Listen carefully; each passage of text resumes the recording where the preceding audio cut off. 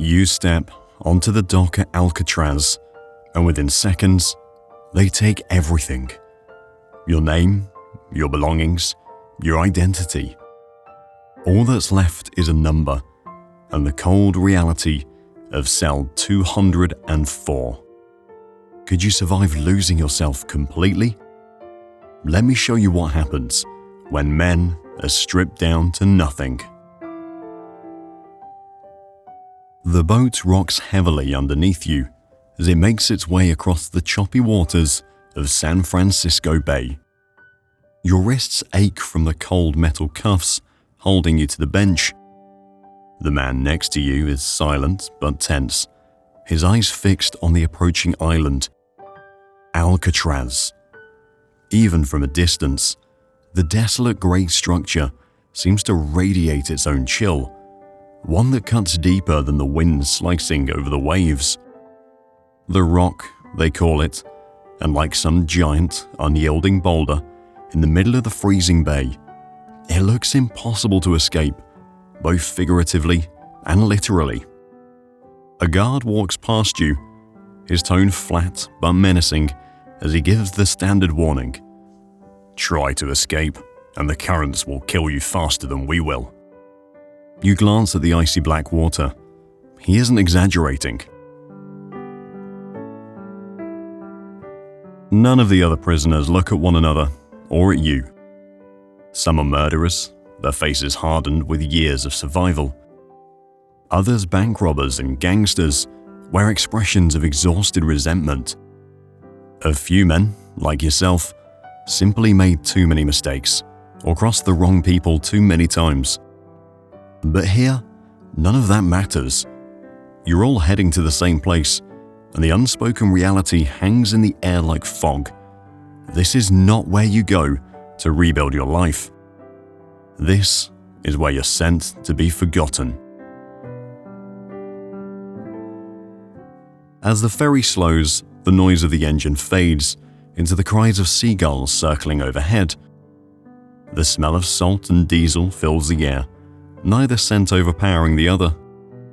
A massive concrete fortress looms ahead, its high walls and dark windows making it look more like the skeleton of some abandoned cathedral than a prison.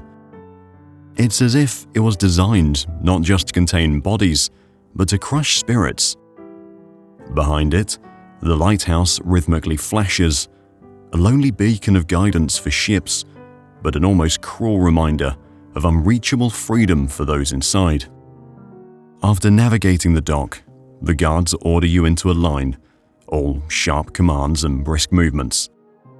Someone roughly pats you down and digs into your pockets to retrieve anything that still ties you to the outside world. They don't tell you where your belongings go.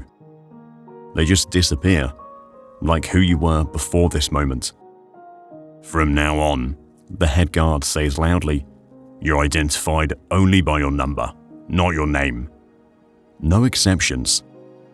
You overhear another prisoner mutter his number to himself over and over again, almost like he's trying to memorize it before it completely replaces what he used to be called. A sign catches your eye as you shuffle forward. Break the rules and you go to prison. Break Alcatraz's rules and you go to hell. The words carry the weight of lived truth, not just a scare tactic. You barely have time to process it before someone barks at you to strip down. Everything, your clothes, your dignity, comes off as you step into what is essentially a human pressure washer. The guards call it a delousing shower, but the icy jets of water and the public humiliation feel deliberate, meant to dissolve the last remaining pieces of your identity. Through it all, the guards remain indifferent. To them, this is routine.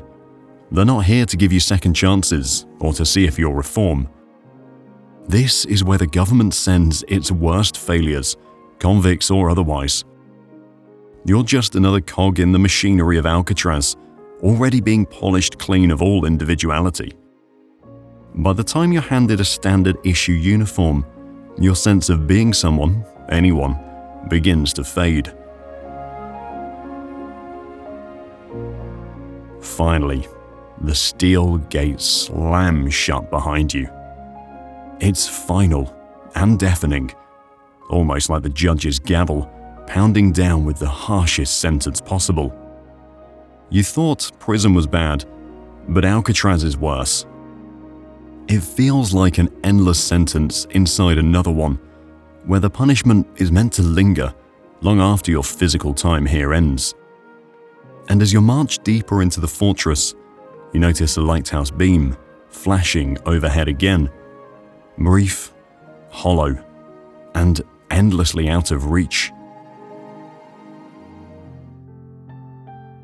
The uniform they hand you is simple, but heavy with purpose.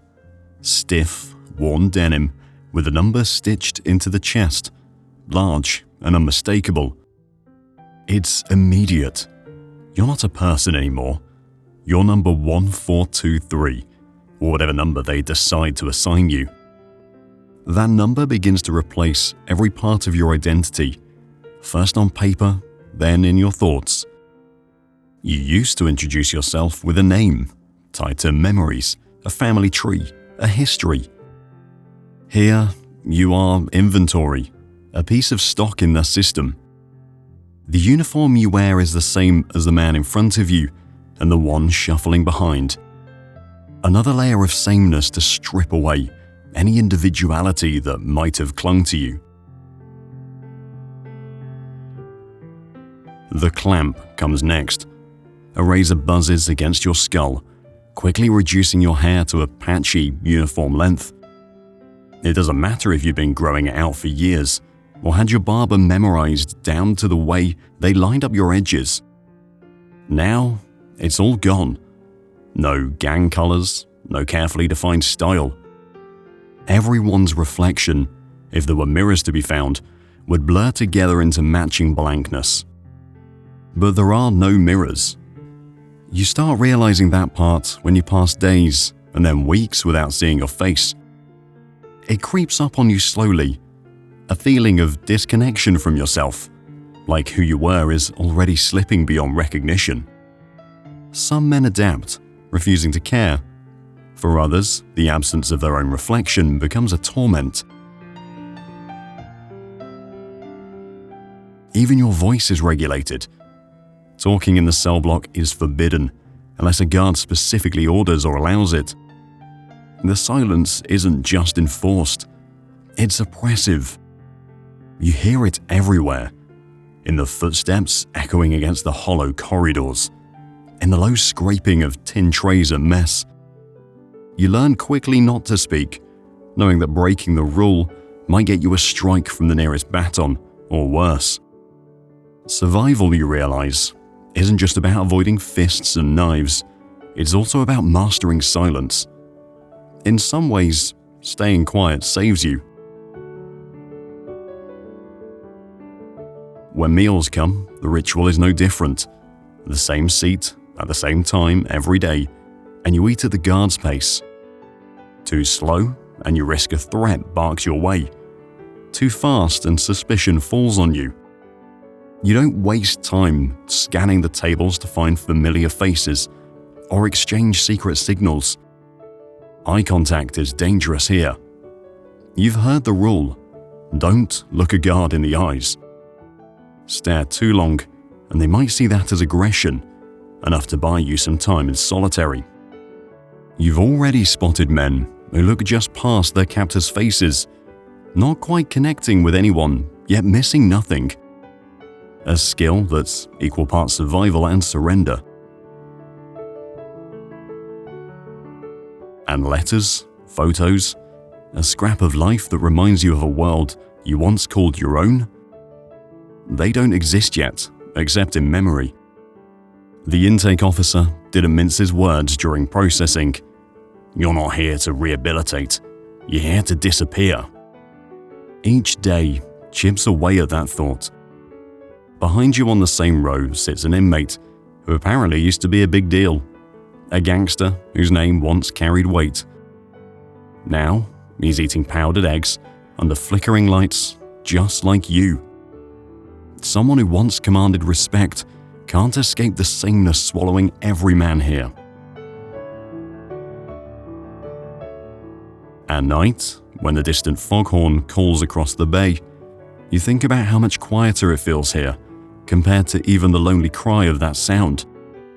The empty walls of the cell amplify it, less like a connection to the outside and more like a reminder of how far you've fallen away from it. You've begun asking yourself the kind of questions that feel bigger than the day's routine. Who were you? Were you ever real? It's not easy to answer that, standing here, washed out in the harsh realization that this place wasn't built to just hold you, it was built to erase you. Cell 204 is 6 feet wide by 9 feet long. It's a box made of cold concrete, with iron bars on one end and peeling walls that tell the story of everyone who came before you. The toilet sits bare against the wall, no seat, no lid, just cold porcelain that seems to mock you with its lack of dignity. Beside it, the sink is bolted in place, stained by years of use. A thin mattress lies on a steel frame, bolted to the floor. There's nothing soft about it. No pillow is offered, just a scratchy blanket that gives little comfort. This space isn't designed to hold a person. It feels more like it's meant to hold what's left of one. The only furniture you're allowed is a small metal shelf. It's barely big enough to hold more than a Bible, which they hand to every inmate, whether you're religious or not. If you keep your record clean, you might eventually earn privileges. A chess set, a couple of books, but those feel years away. For now, the space is empty, except for the noises that fill it. The iron bars echo every sound, every step or distant voice, bouncing around the block and back into your cell. Privacy? Forget it. When the toilet flushes, every ear in the row hears it, the roar breaking the day's rhythmless silence. You learn quickly that keeping the cell clean isn't optional. Inspections happen daily, whether you're ready or not. A speck of dust on the floor or a streak on the sink means cleaning it again. No arguments, no explanations. And sometimes you'll do it with a toothbrush just because they say so. Every corner has to pass the guard's brutal and silent judgment, a punishment designed not just to police your surroundings, but to remind you that nothing here is yours, not even the dirt under the bed. The men on either side of you show small glimpses of how they cope. In 203, silence. He doesn't say a word, doesn't so much as clear his throat. It's unclear whether it's by choice or necessity. In 205, you catch faint humming now and then, tunes that sound like old jazz standards, melodies that barely carry through the heavy air. Humming breaks the rules, but the guy does it soft enough to avoid notice. On some days, that humming is the only thing keeping the silence from swallowing you completely. The lights go out every night at exactly 9:30 p.m. It's non-negotiable, no matter what occupies your mind at the time. Once the lights shut off, you're left with nothing but shadows and thoughts, your world reduced to the slithers of moonlight that slip through the bars. Many inmates say that the hardest part of Alcatraz isn't the days, but the nights. If your cell is unlucky enough to sit near a draft, the cold seep from the bay will slide through the cracks, soaking into your body. Even with the blanket pulled tight, you feel it deep in your bones. There's no escaping it. Some distractions become necessary if you want to stay sane. One inmate once claimed he spent a year counting the cracks in his ceiling. He made it all the way to 4,000 before they finally transferred him to the psych ward. This is your world now, 6 by 9 feet of harsh reality, where even the quiet feels heavy and oppressive. If you're lucky and you keep your behavior spotless for months, you might earn the right to hang a photo or a drawing on your wall. Most men never make it that far. Most men don't see a reason to try. This isn't just a cell, it's your coffin, except you're still alive. And the longer you sit here, the more it feels like you're being buried, one layer of identity at a time. The first lesson hits you the moment you step into the yard. Keep your head down. Every look, every step, every gesture holds meaning here, and most of it is dangerous. Eye contact? A quick glance can be interpreted as a challenge. Brush past someone without awareness. That could end in a shank to the ribs before breakfast. Life in Alcatraz doesn't leave room for misunderstandings or hesitation. Walking too slowly makes you look weak. Walking too fast makes you look desperate. Every movement broadcasts the message, so you learn fast to stay invisible, or at least try to. Then there's the unspoken economy. Prison trade isn't about money, it's all about favors, and these trades are rarely innocent. A cigarette passed your way, a promised spot saved in line, even a whispered tip about which guard won't be looking tomorrow. It all comes with a cost. Owing someone is as good as surrendering control. Eventually, they'll come to collect, and more often than not, payment is owed in blood, not words. You find yourself refusing offers, even when they seem small. Even a crumb of cornbread can become a chain around your neck.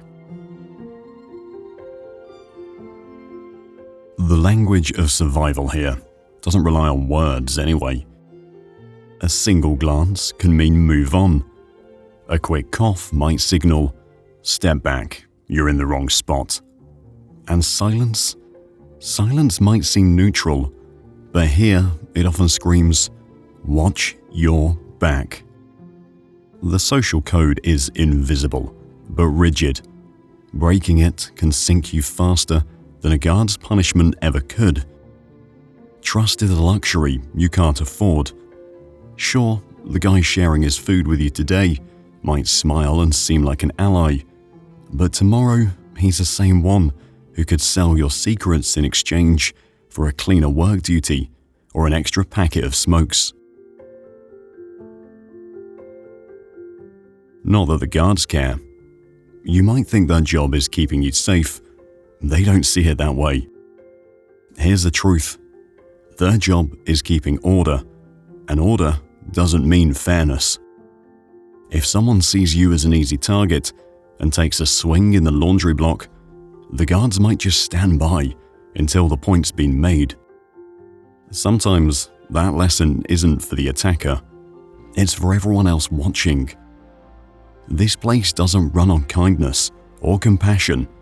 It runs on power, and that power can shift any second. Alcatraz has its own hierarchy. The killers, the lifetime inmates, they're the ones on top. Their influence invisible but absolute.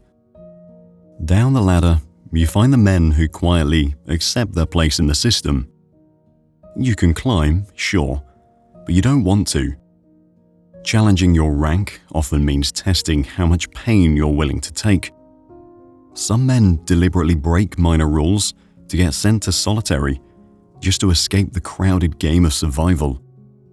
It might seem drastic, but for them, eating alone in the hole beats navigating the constant threats in the general population. Even in your locked cell at night, safety isn't guaranteed. You sleep with your shoes carefully wedged under the bed. Lose them, and you're on bare feet in the unforgiving cement halls. And in here, even missing a shoe can set off a chain reaction of chaos you didn't see coming. Tools of survival are hidden everywhere. A toothbrush honed sharp against the wall. A chipped soup spoon molded into a blade. Some threats you see, others you don't. But the ultimate rule of Alcatraz: don't get noticed. Fame here doesn't come with respect. It comes with a target pinned to your back. The men who make too much noise, who draw the guards' eyes or the inmates' envy, they don't last. The survivors, they're the quiet ones, the shadows who slip through unnoticed. Silence, it isn't just golden, it keeps you alive. The yard is where you're put on display, whether you're ready for it or not.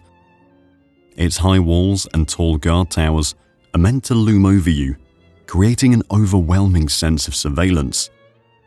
There are men with rifles up there, always watching, but that doesn't mean you're safe.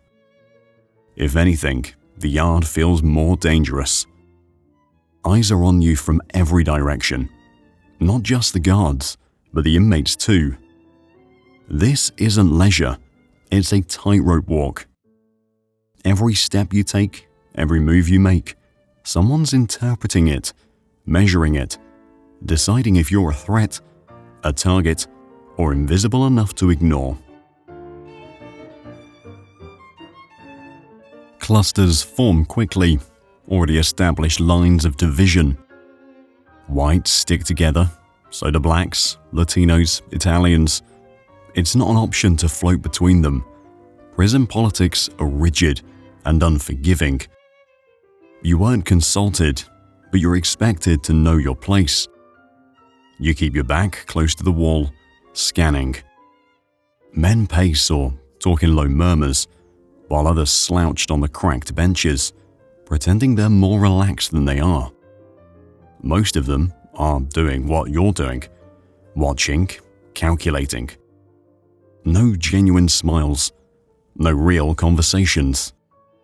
In this place, any moment someone spends looking harmless is probably the most dangerous moment of all. Then it happens. A man cries out, but it's a quick, sharp sound, not a scream. You look over 20 feet away and see the chaos in motion. Two men in a shift fight, fast and brutal. Nobody yells for the guards. Nobody steps in. It's over in seconds, with one man slouched on the ground and blood pooling under him. The guards in the towers barely flinch. One blows the whistle, and more guards rush in, dragging the wounded man away as if it's all mechanical. They don't even bother with the shiv. It clatters on the ground, a small, sharp reminder of what anyone here can do with a few moments, and something that can be sharpened. Then the attention snaps to you. You don't notice at first, not until you feel the shove from behind. A lifer who's been here for years, longer than you've been alive, steps up. Maybe you looked at him wrong. Maybe he's proving a point. Or maybe you were just the easiest mark in the moment. The why doesn't matter. He shoves you again, harder this time, and it sends you to the concrete. When his fist comes, you don't even think. You react, swinging wildly. You barely know how to fight, but instincts take over, and you're throwing punches because you have to. If you fold now, everyone here will know just how fragile you are. It's messy. Your breath tears out of your lungs. Your knuckles sting like they've been scorched, and every impact feels more like survival than violence. When it's over, both of you are bloody and panting, but you've stood your ground You haven't won, but you haven't completely lost either, and that's what matters here. Winning too much makes you a challenge. Losing too easily makes you a target. Standing your ground? That buys you just enough respect to survive, at least for now. What most people don't realize is that the yard isn't even a daily luxury at Alcatraz. You're only allowed outside a few hours a week, not every day.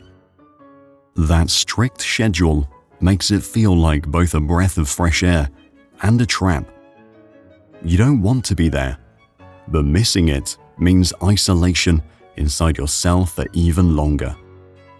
After the fight, you're sent back to your tiny cage, spitting out blood and rinsing your knuckles off in the sink. A tooth feels loose. There's no apology, no sit down with the guards. This isn't some schoolyard scuffle. This is how prison works. You slide back onto your bunk, still vibrating with adrenaline, and let it sink in. You've just passed an initiation of sorts, a violent, excruciating one, but necessary. No one's coming to shake your hand, no one's congratulating you, but you can feel the shift. You're not invisible anymore, but you're also not just a mark. You've carved your own uneasy place in the system. Whether it holds or not, that's a question for another day. The words come unexpectedly. You've got a visitor. It's rare on Alcatraz. Most inmates serve their sentences without ever hearing those words. Your pulse spikes, but it's not relief. It's confusion, even dread. Who would come all this way? Most people cut ties with anyone who ends up here. Maybe it's better that they do. Yet, as a guard cuffs your hands and escorts you through the sterile hallway, the thought gnaws at you. Has someone actually remembered you? Or worse, is it someone you hoped had forgotten? The visiting room is stark, bordered by thick, bulletproof glass that traps the faint sunlight in pale reflections. The walls are white, but somehow seem darker under harsh fluorescent lights that hum faintly above. You're directed to a small booth, the chair bolted to the floor, the phone mounted on the wall with a coiled cord. You sit, controlled movements dictated by the cuffs they've only just removed, and look through the glass. And there they are. Who they are depends. It could be your mother, her face older than you remember, worry etched into the lines beside her eyes. Or maybe it's a sibling, someone you barely recognize now, their life continuing without you, while yours is stalled behind bars. Perhaps it's an ex-lover, their presence stirring a hurricane of guilt over what might have been. Sometimes, though, it's someone unexpected. A childhood friend, someone who remembers a version of you that seems too distant to claim anymore. When you lift the phone to your ear, your hand shakes. Not much, just enough to make the movement feel foreign, like you're cradling something fragile. Their voice comes through distorted by the speaker, but it cuts sharper than steel bars. How are you? Simple words, but impossible to answer honestly.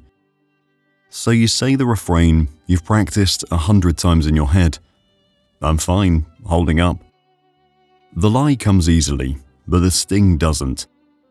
You can't talk about the damp cold of the cell that clings to your skin at night, about the bruises from fights you didn't start, or the constant silence that hums louder than any noise. Those truths don't belong here, not through this glass, not with a guard standing just feet away, blank-faced but watching every word you say. You listen to them talk, but nothing about the conversation feels normal. They tell you about home, about a neighbor who got a new dog, or how the seasons have started changing. Little things, everyday details that almost sound absurd in this place. And yet you cling to those scraps of the outside world like driftwood. It's the way they speak about walking to the corner store, or the radio song they can't stop hearing. It makes you realize just how far you've fallen out of time. The life you've lived before all this, it feels more like someone else's.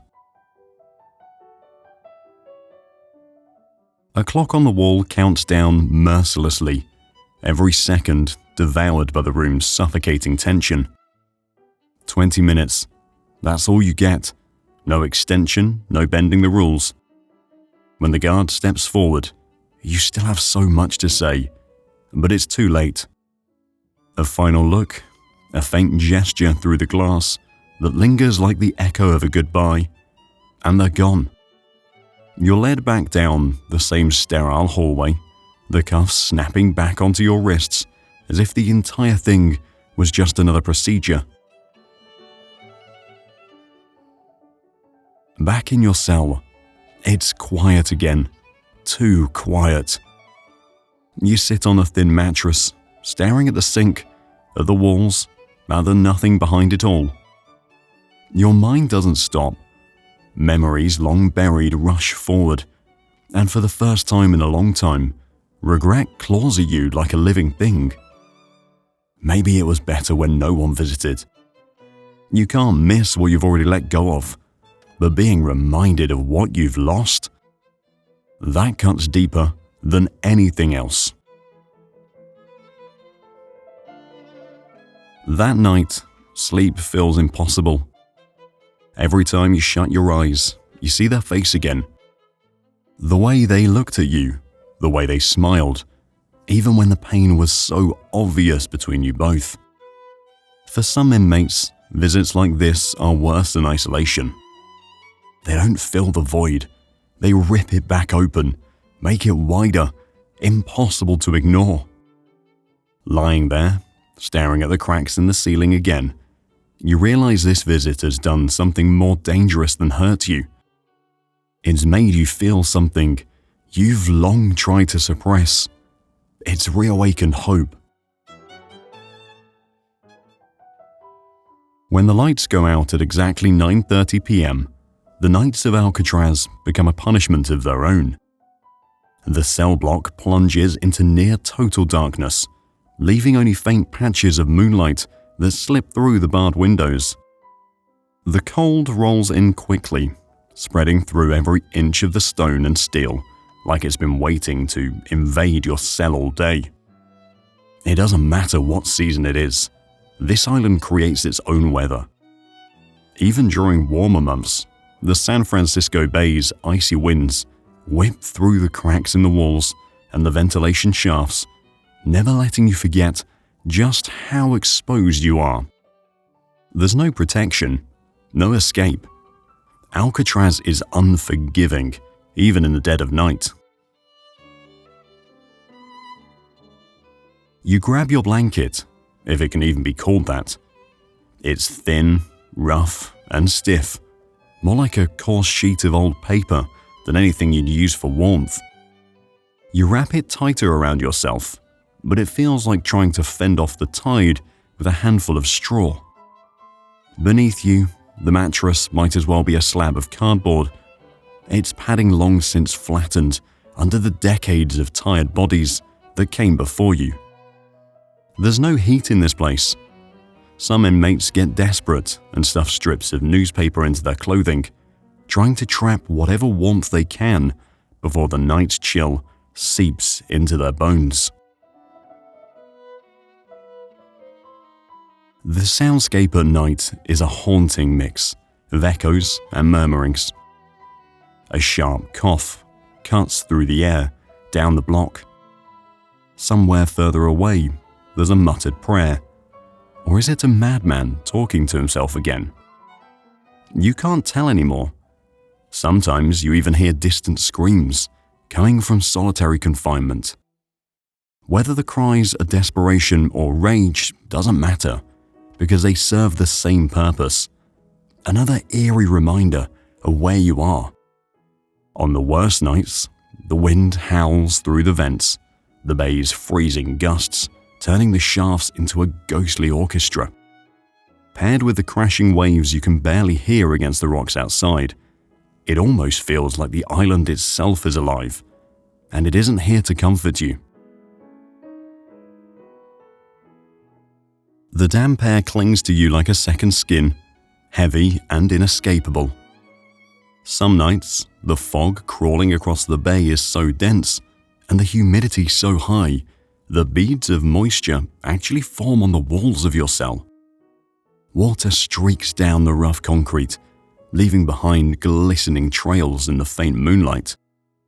That kind of damp doesn't just soak into the building, it settles into your clothes, your mattress, and eventually into your mind. Your muscles stay clenched tight against the cold, and sleep becomes almost impossible. Even if you can get warm enough to sleep, the wind or another noise from the block usually snaps you back awake. And yet, between the screams, whispers, and the wind, there's one sound that carries a bitter sting. On clear nights, just faintly enough to question whether it's real, some inmates swear they can hear music drifting across the water from San Francisco. A jazz band, laughter, the sounds of a party echoing from a world that seems impossibly close and maddeningly out of reach. Maybe it's a trick of the mind, or maybe it's not. Either way, it doesn't matter. The contrast almost makes the silence inside the prison louder. It's just another reminder of everything you've lost, everything stolen from you the moment you stepped onto the dock. This is how men lose themselves. The silence, the darkness, the cold. It's a sensory starvation. There's nothing soft, warm, or reassuring to hold on to. Over time, it carves away at you, a bit by bit, until you're just a shell trying to make it to morning. But the worst part of the night isn't the cold, it's the repetition. Because as the chill sets deep into your body and the concrete presses against your back, one thought circles endlessly in your head. Tomorrow will be the same. And the day after that. And the one after that. If you've managed to avoid trouble, or at least convince the guards you're willing to follow orders, you might land a job in the laundry block. It's not glamorous, and it certainly isn't easy, but the alternative is staying locked in your cell all day, where time feels paralyzed. In the laundry, at least there's motion, as grueling and monotonous as it is. The moment you step inside, you're hit with thick, hot air. It clings to your skin, choking you slightly with the smell of wet fabric and detergent. The roar of enormous steam-powered washers fills the space, drowning out almost all possibility of speech. At least that's how the guards like it. Silence keeps things under control. By midday, your uniform is soaked, not just with sweat, but with the constant dampness that hangs in the air. The oversized machines churn relentlessly, feeding the rhythm of your day, an endless mechanical hum that leaves little room for thought. You're tasked with handling the dirtiest work on the island, the clothing of every inmate. The faded denim pants, the stiff shirts, and the thin undergarments cycle through your hands, one after another. They carry the evidence of lives worn into them. Bloodstains from fights, cigarette burns from smuggled contraband, and tears that speak of restless nights spent thrashing against the walls of a cell. It's all there, every garment a quiet witness to the suffering sewn into this place. You're never alone in the laundry room. Men work shoulder to shoulder, their faces slick with sweat as they scrub and fold. But proximity doesn't mean trust. The space between you and the worker beside you might as well be a chasm. You don't trade names. You barely trade glances. And you certainly don't ask questions about what someone else might be doing. Everyone knows the rules. Drop the wrong name, make the wrong move, and someone gets hurt. You try not to think about how easy it would be for something sharp, a shard of metal maybe, to slip through the cracks and into someone's back. The guards patrol from above, pacing the overhead catwalks with rifles slung over their shoulders. You can't help but glance upward now and then, catching the glint of a gun barrel aimed downward. Even when you're on supposed good behavior, the weight of their control doesn't loosen. Hours pass, folding towels and stacking uniforms in endless predictable motions. Some say the steam makes faces appear, specters of past prisoners looking for a way out. It's nonsense, of course, but here, even nonsense starts to make sense when the monotony wrings the last drop of thought from your brain. Many men use the routine as a way to smuggle contraband. A note scribbled on a scrap of cloth, a shard of copper wire hidden in a pocket, a razor blade pressed into a seam. Laundry duty provides just enough chaos to exploit. But it's a dangerous game. If you're caught, it isn't just a punishment. It's a trip straight to the hole, where isolation strips you down even further. What most people don't realize is how much laundry flowed through this place daily. Over 20,000 pieces of clothing each week. That's more than just prison uniforms. Alcatraz inmates also cleaned for nearby military bases, going through the motions of scrubbing crisp, clean uniforms for soldiers who lived freer lives just a stone's throw across the bay. Folding those uniforms is its own silent torment. They belong to a world you can see but will never touch again, across waters that might as well be an ocean. Still, the work provides a strange sort of relief. The sweat, the sore muscles, the deafening machinery, it's better than stagnating in a 6x9 box. For those few hours a day, even folding socks feels like a purpose. You may be drowning in steam and sullied clothing, but at least it's somewhere to be. Somewhere outside the suffocating stillness of your cell. 5 days a week, it's the same endless churn, sweat, steam, and silence. And yet here, even that repetition feels like a lifeline. Sometimes, just having something to do is enough. You'll march down the long hall to the administration block, flanked on all sides by an escort of guards. There's no explanation, no hint of what's waiting, but you know it's nothing good. Inmates rarely get summoned here. When they do, it's usually because they've crossed a line so sharp and unforgiving, even Alcatraz itself takes notice. You've seen men who return from this building. They come back different, quieter, like they've looked into something they weren't ready to see. As you're pushed into the warden's office, the first impression is chilling for what it lacks. The room itself is neat, too clean, all polished wood and sharp angles. Not a single thing feels out of place. No papers cluttered on the desk, no loose ends. The man sitting behind that desk is the exact same. He's not the loud, barking authority figure you might expect. Instead, everything about him is calculated, carefully restrained, like he doesn't need to shout to make his authority known. His stare meets yours through a pair of spotless glasses, his eyes sharper than the edges of his words.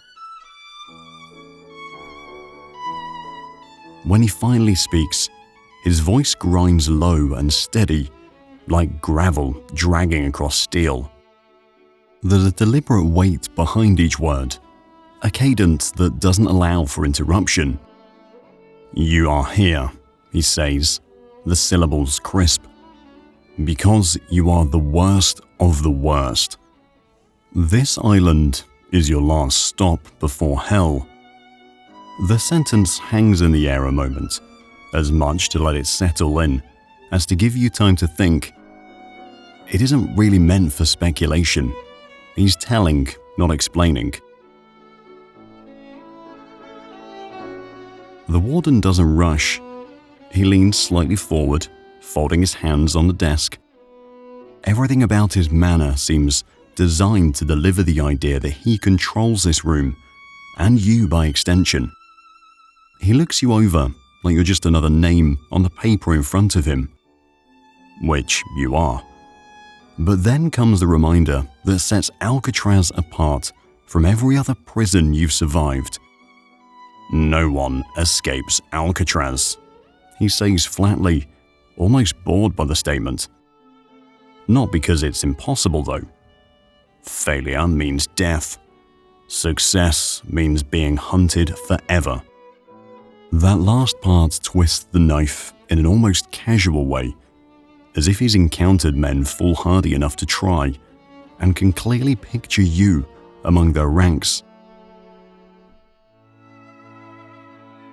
The desk draws your eye as he speaks, and you notice a single sheet that doesn't match the sterile perfection of the room. A list full of rule violations sits there, too long to read in one glance, but it's obvious that whatever's on it goes far beyond petty infractions. You catch a few names, some crossed out with thick black lines. What happens to the men behind those names? No one says, and you're not about to ask. With his next words, the warden reinforces that you don't need to ask. "Break the rules," he says pointedly, "and you will suffer. Solitary, beatings, extended time." Then comes the clearest summary of his entire philosophy. "The rock doesn't bend, it breaks." There's no negotiation here, no window for questions or appeals. He doesn't offer you redemption or even a chance at improving your lot. Just a warning so blunt, it feels almost rehearsed. Stay invisible. Stay useful. Stay alive. The monotony of the statement doesn't rob it of its power. If anything, it's terrifying in its certainty. If you came into the room with even the faintest hope of reasoning your way into favor, it evaporates when he stands. He leans slightly closer, as though delivering the final blow. His voice drops lower, but it sharpens, like a blade just pulled from a whetstone. "We don't rehabilitate here, we contain." His thin smile isn't reassuring. It's colder than the draft that haunts the cell block at night. When the guards lead you back out, and the office door slams shut behind you, you don't carry fear for what's next. You carry belief. There's no doubt in your mind anymore about the way this machine works. You've heard the warning, and more importantly, you finally understand it. It's not a threat, it's a promise. Each Sunday evening, the prison guards push the mail cart through the rows of cells, wheels creaking against the cold concrete floor. It's one of the few moments that punctuate the monotony of life on Alcatraz. Inmates are allowed to write a single letter each week, addressed to someone carefully approved by prison officials, usually immediate family. But even that simple relief comes with a catch. There's no promise your words will actually leave the island. You're allowed paper and a pen, basic supplies handed out without any sense of ceremony. At first, you write as if you're pouring yourself into the letters. You imagine your wife reading them at the kitchen table, your son holding it in his small hands, maybe even your mother tearing up on the other side of the country. You choose every word meticulously, knowing it might be the only thread tying you to the world outside these walls. Once finished, you fold the paper neatly, slide it into the envelope, and hand it over to the guard. That's the last time you ever see it. Days pass, then weeks. You manage to keep yourself busy, scrubbing the cell floor or counting the minutes until lights out. But every sound outside your cell at the mail delivery hour feels like a signal meant for you, a letter arriving, a piece of your life reaching back. Except your name is never called. You ask the guard about your mail, your voice barely audible as you raise the question. He doesn't answer, or worse, he pretends not to hear you, a cruel grin flashing across his face as he moves on with the cart. When a letter does arrive, it comes censored, clipped and curated like a crime scene. Entire sentences are blocked out, whole paragraphs lost underneath thick black ink. Anything emotional, erased. Anything that hints at frustration, desperation, or coded plans, gone. Often, it's reduced to a hollow shell of pleasantries, phrases as empty as the halls at night. Complaints are ignored, and anything seen as criticism triggers an instant rejection of future letters. Turning to whispers with cell neighbors doesn't help much either. Rumors in the block abound. Stories of guards burning mail, tossing it before it's ever sorted, or abandoning stacks in storage rooms where nobody will bother to look again. It's not just about locking your body behind bars anymore. They've figured out how to smother your voice too. Some inmates adapt by writing letters they never intend to send. They scrawl lines late into the night, not for the recipient or approval from the guards, but for the simple act of writing itself. Keeping the pen moving becomes the only reminder that your mind is still your own. There's one guy in D Block who pens letters to his dead sister every week. Word is, he's kept the tradition going for years. To him, it's the closest thing left to prayer. Your feelings about it all start to shift over time, hardening like the grey walls that surround you. Your letters get shorter, each one written flatly and without the belief that anyone will ever see it. Eventually, you just stop altogether. You wait longer between requests for paper and decide that human connection isn't worth the sting of disappointment each mail day. For some men, this becomes the final punishment. The cart's absence is worse than any fight in the yard, worse than any punishment handed down by the warden himself. You tell yourself you don't care if mail comes. But when you see it, rolling past your cell without missing a beat, it feels like you've been carved out from the inside. Some nights you stare blankly at the concrete wall across from your cot, wondering if silence could become a language you'd learn to speak fluently. The silence here has precision. It teaches you where the edges of hope are, how quickly it erodes when there's no one left on the other end. On Alcatraz, everyone has a return address, but sometimes it simply never writes back. It began like any uneventful morning. Another dull, grey day on Alcatraz. Breakfast trays clattered, guards barked out the same commands, and the steady hum of routine filled the air. But just before noon, something snapped. A piercing alarm ripped through the corridors, followed by the sound of distant gunfire, sharp and chaotic. You froze. 1 minute, everything was ordinary. The next, it felt like the island itself was under siege.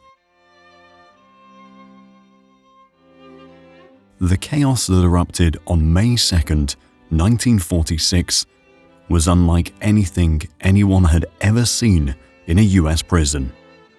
Bernard Coy, along with 5 other inmates, had been planning for weeks, maybe months. They saw one slim chance to escape, and Coy, a seemingly quiet, calculating career criminal, had studied the guards' routines down to the second. He'd even starved himself to thin down enough to slip through the bars of the gun gallery, a tightly secured corridor that housed the prison's rifles and ammunition.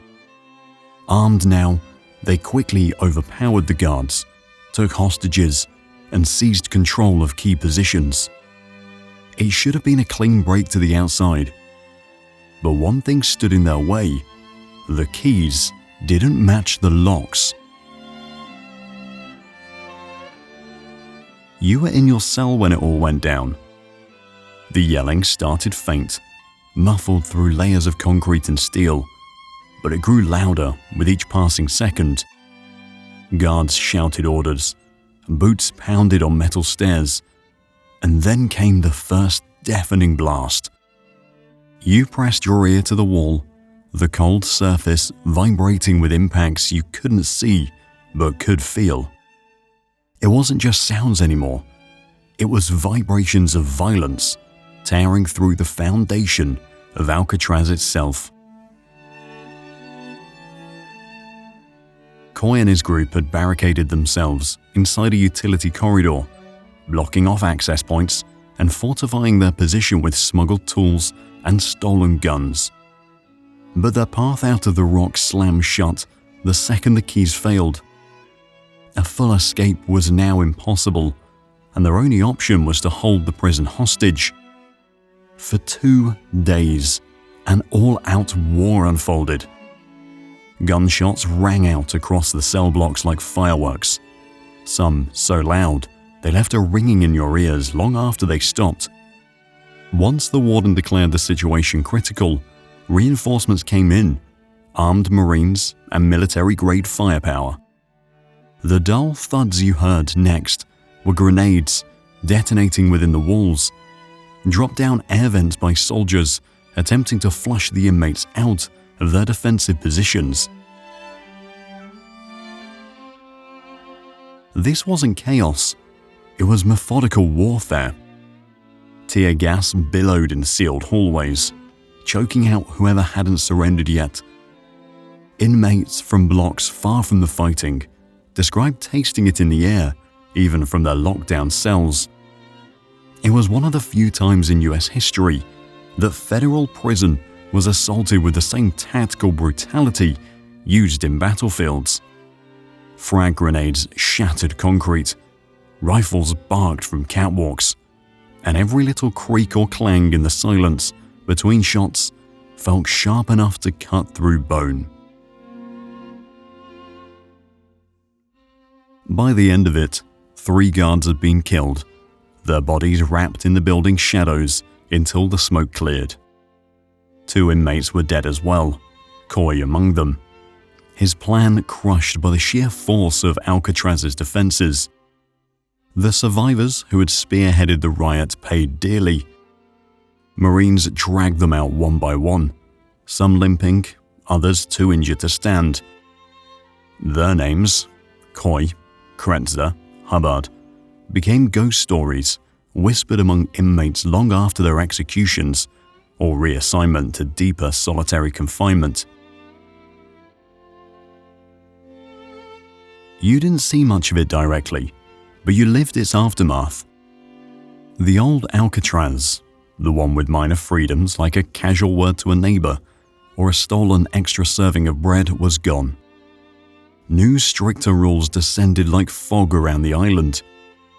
Inspections grew more invasive. Cell searches became more frequent. Guards now traveled in pairs down the blocks, their eyes narrowed and unblinking. Conversations became shorter and quieter, and some inmates simply disappeared without a word. You hear the whispers about who they were, but you never asked where they went.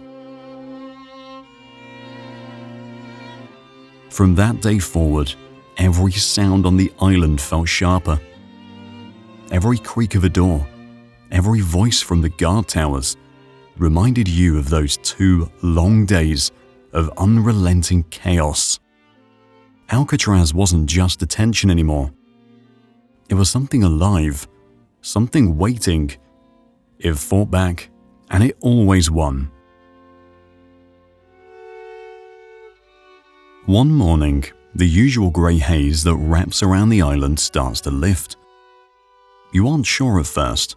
You squint through the bars of your cell window, thinking it might just be your mind playing tricks. But it's real. The fog thins out, and there it is. San Francisco. The city rises across the bay like some unreachable mirage. You see the lines of rooftops, the faint glint of sunlight bouncing off glass, even the tiny shapes of people moving along the pier. From this distance, they look almost weightless, free. It doesn't take a clear day to remind you what's out there, but this view, this sharp reminder, hits differently. Freedom is visible, shimmering just over a mile away, but it might as well be 1,000 miles. The water between you and the shore isn't just water. It's freezing, relentless, and riddled with deadly currents strong enough to drag the most determined swimmer under. The guard towers, with their watchful eyes and loaded rifles, spare you no false hope. You know better than to think about it for too long, but still you look. From the prison yard, echoes of life drift across the water as if to taunt you. The faintest hint of bread baking carries on the salty breeze, enough to make your stomach twist. Sometimes you hear ferry horns sounding their deep, mournful tones as boats slide effortlessly from the docks. Men around you have mentioned hearing music, jazz, laughter, the unmistakable hum of life continuing without you. One man swore he could pick out the words of someone's distant toast, as though every sound crossing the bay were meant to mock the silence surrounding him here. A guard catches you gazing too long toward the horizon and chuckles under his breath. "Hope you like the view," he says, leaning slightly closer than he needs to. "That's all you'll ever get." It's cruel, but he isn't wrong. You turn away because looking for too long can make the weight of it unbearable. It doesn't matter how close it seems. Every inch to freedom is watched, protected, or turned into a death trap. Still, the thought eats at you. Day after day, you find yourself questioning what nobody dares to say aloud. What if you could swim it? You've heard of a few men trying. Strong men, determined men, but none of their stories end well. Bodies swallowed by the unforgiving current, or pulled out of the water days later, stiff and pale as ghosts. Rumors say the sharks help keep prisoners planted on this rock, though you've never known for sure if anyone sees one. Truthfully, it doesn't matter. The currents alone are enough to stop you in your tracks.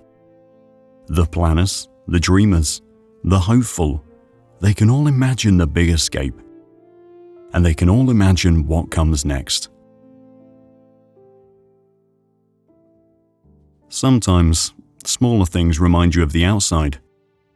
A gull flits down to perch on the yard wall, feathers pale against the grey stone.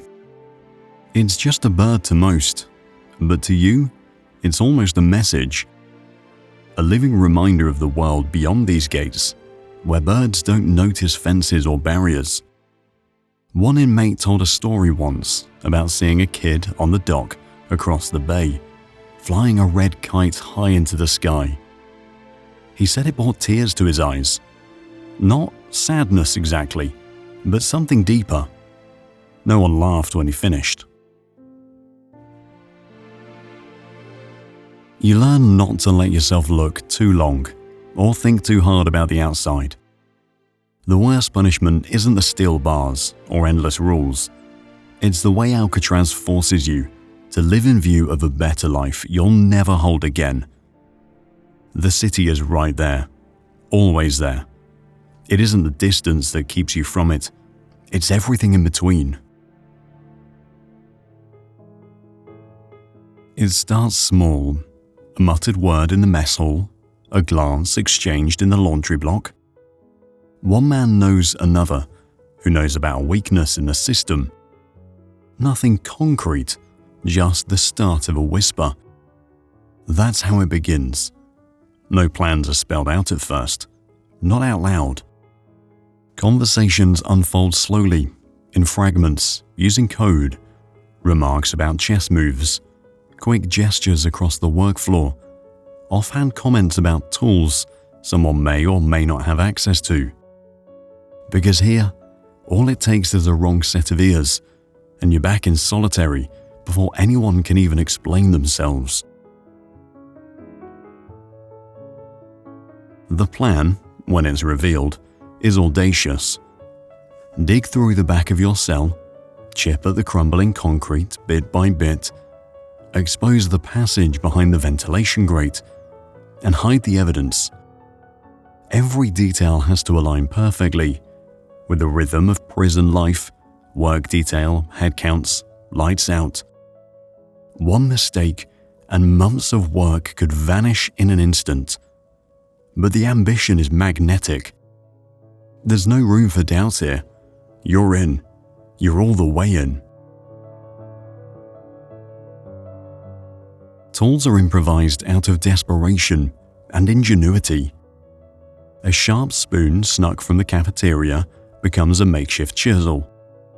Pieces of a vacuum cleaner motor are repurposed into a crude drill. Blades, wires, and scraps of metal collected over weeks disappear into pockets or under shirts until they land in the right hands. You marvel at how long it takes to collect even the simplest materials. A piece of sandpaper becomes a treasure, traded quietly like currency behind the guards' backs.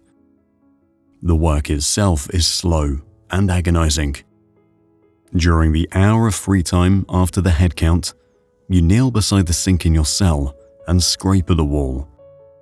The chipping noise is masked by the sounds of the prison band rehearsing in the background, a cover that feels miraculous on some nights. On others, you simply count on the silence of exhaustion to keep your secrets hidden. The infamous escape attempt of 1962 showed just how intricate these plans could become. Frank Morris, brilliant with a record of outsmarting guards, teamed up with the Anglin brothers to execute one of the most notorious breakouts in history. They didn't just dig through their cells. They constructed dummy heads made of soap, cement powder, and papier-mâché. Using paint and stolen hair from the prison barbershop, they created duplicates of their own faces to fool the guards during nightly bed checks. One man walked out of the laundry block wearing a suspiciously bulked-up uniform. Turns out he was stealing raincoats, one piece at a time, to fashion a makeshift raft. It was all part of the same gamble, the same desperate hope for freedom. Every night the pressure grows. You force yourself to walk the hallways like nothing's changed, to manage your breathing, to keep your hands steady. The guards aren't just trained to watch, they're trained to sense nerves. Even the smallest detail, a flicker of hesitation in your eyes, could give it all away. So you rehearse your looks, your gestures, every word you say. You don't even know if the plan will work. The odds are against you. Stone walls, iron bars, freezing waters, armed guards. None of the details matter as much as this. Hope itself, even slim and distant, is a lifeline. It's enough to make you believe in impossible things. You're not sure what waits beyond the waves, but staying here might as well be drowning in slow motion. 1 inch of progress feels like a victory, and if it costs you everything, well, the truth is, some risks are worth it. Because deep down you know this: it's better to vanish into the cold dark of the bay than let the walls grind you down into nothing at all. In Alcatraz, trust is not a luxury, it's a liability. Men here learn quickly that alliances can shift without warning, and every secret carries a price. Betrayal isn't a scandal, it's routine. Rumors move between cells faster than the guards do, and it's understood that survival often comes at someone else's expense. A few shared cigarettes, a whispered promise of protection, or even a suggestion of leniency from a guard can turn a man into an informant overnight. No one is immune to the allure of a shortcut out of this place, no matter what it costs someone else. At first, everything seems fine within your group of conspirators. The plan has been carefully orchestrated. Communication is steady but discreet, and each man knows his role. But then you notice one of them, let's call him Riley, acting differently. It's subtle at first. He no longer lingers during work detail, doesn't make eye contact as much, and keeps his movements unnaturally tidy, like he's trying to stay out of anyone's way. Then more obvious signs surface. Riley's clothes are cleaner than usual, his face freshly shaven. And most telling of all, you've caught him chatting with guards more than once, conversations that seem just a little too friendly. The red flags are impossible to ignore. You try to bring it up casually, choosing your words carefully to make it sound like idle curiosity rather than an accusation. Riley scoffs, brushes it off, says you're imagining things. But the sick feeling in your gut doesn't disappear, and the next morning it's confirmed. The guards come through for a surprise shakedown, targeting your block and turning everything upside down. They don't find the hidden tools or the chipped away concrete, but they come close, closer than they should have. For the rest of the day, your hands shake, and every glance from a guard feels like a trap. Somebody's talked. Word spreads fast after that. Riley doesn't admit anything, but it doesn't matter. Accusations don't need proof in here. Later that evening, when the guards call for lights out, you hear something from the shower room. Quiet scuffling, then silence. Riley's conspicuously absent the next morning at roll call. Nobody talks about it directly, but the message is clear. Loyalty isn't just preferred in Alcatraz, it's survival. If you break the unspoken rules, retribution finds you, quick and silent. The truth is, Riley's betrayal doesn't look so shocking when you think about it. Alcatraz had an underground network of informants, a system encouraged by guards. Some inmates betrayed others in exchange for small favors, extra food, fewer hours on work duty, a promise of a lighter sentence. For men with nothing, The tiniest carrot dangled in front of them could tip their moral balance. It wasn't that they wanted to betray anyone. It was that Alcatraz made them believe they had no choice. Now, you don't trust anyone. Not the man who handed you the spoon that chips at the wall behind the sink. Not the guy who nods once, subtly, when you pass by in the yard. Plans break down because cooperation requires faith, and faith is in short supply here. You don't know who else knows the plan, who else may have overheard something you forgot to whisper. Every action feels like it has eyes on it. The worst part? You find yourself questioning if Riley was even the one who talked. What if someone else overheard you and passed word up the chain? What if the guards were already ahead of you, watching your every move? In Alcatraz, paranoia doesn't just happen, it thrives. Each man learns in his own time that betrayal doesn't always wear a guilty face. Often, it hides behind the same desperate eyes you see staring back every time you look in the mirror. Loyalty here is as fragile as the escape plan now hanging by a thread. Maybe it was doomed from the start. You tighten your lips, bury the panic, and start doing what every man at Alcatraz does best: watching your back. At night, when the noise fades and the guards retreat to their posts, you stare at the ceiling of your cell. You imagine what it would feel like to stand barefoot on real grass again, the texture of it, cool and damp against your skin. You picture sunlight warming your face without bars casting shadows across it. The hum of crickets or the wind brushing against trees replaces the cold silence of the prison. What would the outside sound like? Would you even recognize those sounds? There's one dream you can't shake. It comes again and again, teasing you with an impossible truth. You're walking down a crowded street, unchained, unnoticed. Cars pass by, shop windows glint under the sun, and no one's looking over your shoulder.